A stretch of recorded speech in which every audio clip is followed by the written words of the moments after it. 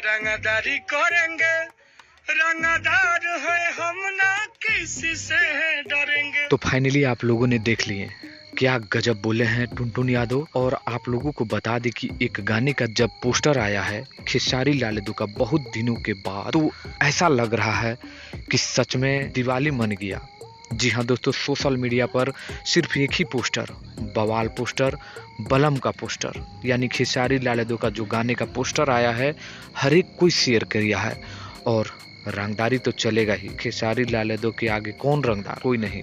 आप लोग जरूर कमेंट करिएगा कि क्या खेसारी लाल यादव के सामने कोई रंगदारी चलेगा क्या? किसी का नहीं चलेगा। और इसी बीच कोई और शेयर करे या ना करे, लेकिन खेसारी लाल यादव के गाने के फिल्म के पोस्टर अगर कोई एक शेयर करता है तो वो है टुनटुन यादव। तो उन्होंने शेयर भी किया है और रंगदारी कह के आप लोगों के बीच संबोधित भी किया है। तो आप लोग खेसारी लाल यादव को क्या कहेंगे, कमेंट करिएगा। वीडियो को लाइक करिए, शेयर करिए। मिलते हैं नेक्स्ट वीडियो में।